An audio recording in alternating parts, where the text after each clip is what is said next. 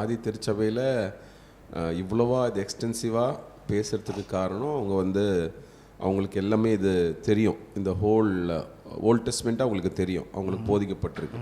இப்போ அதிலிருந்து தான் அது கிறிஸ்துவானவர் தீர்க்க தரிசனமாய் அவர் சொல்லப்பட்டிருக்கிறார். He was prophetical figure.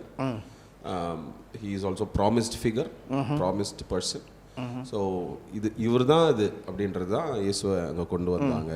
அதான் அவங்களால அதை இணைக்க முடியாமல் இருந்துச்சு. என்னென்னா ஒரு மேசியா வருவார்னு அவருக்கு தெரியும், தாவீதனுடைய வம்சத்தில் வருவார் அப்படின்னு அதுவும் தெரிஞ்சிருச்சு, அவர் அரசாளுவார் அந்த இதையும் கொண்டு வந்திருக்காங்க.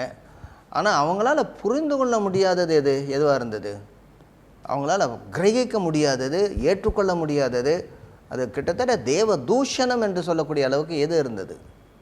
இயேசு கிறிஸ்துவினுடைய சிலுவை மரணம், தேவனுடைய குமாரன் அப்படிங்கிறதான காரியம். ஒரு மனுஷன் அவர் மரிக்கணும், அவர் இறந்துட்டாரு அப்படின்ற ஒரு காரியம். எப்படி கடவுள் எப்படி மரிக்க முடியும்? கடவுள் எப்படி மனுஷனாக முடியும்? அது மரத்திலே தூக்கப்பட்டு எப்படி சபிக்கப்பட்டவராக எப்படி மரிக்க முடியும்? அவர் ஆசீர்வதிக்கப்பட்டவர், ஸ்தோத்தரிக்கப்பட்டவர், அப்படி தான் அவங்க பார்த்துட்டு இருந்தாங்க.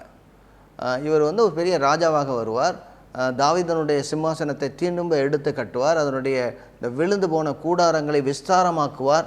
இதெல்லாம் எல்லா இடத்துலையும் அப்படி தான் இருக்கும். இன்னுமே மறுபடியும் நமக்கு ஒரு பெரிய விடுதலை கிடைக்க போகுது. ரோமர் இருப்பார், என்னங்க இம்மார்டலா இருப்பார். ஆமாம், அவர் சாவாமை உடையவராக இருப்பார், அவர் நிரந்தரமாக ஆட்சி செய்வார். இது கரங்களாலே தள்ளிவிடப்படாத ஒரு கல் வரும் அப்படின்னு சொல்லி ஒரு மனுஷகுமாரன் சொல்லி அவங்க பார்த்துட்டு இருந்தாங்க. இந்த டிவைன் ஃபிகர் அது முழுவதுமாக அவர் தெய்வமாக இருப்பார். அவர் மனுஷனாக வருவாருங்கிற கூட அவர் முழுவதுமாக தெய்வமாக இருப்பார். அப்படி தான் அவங்க பார்த்துட்டு இருந்தாங்க.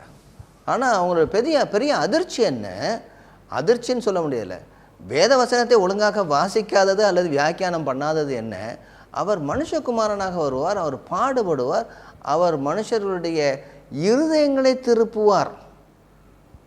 அது அவங்களுக்கு தெரியல.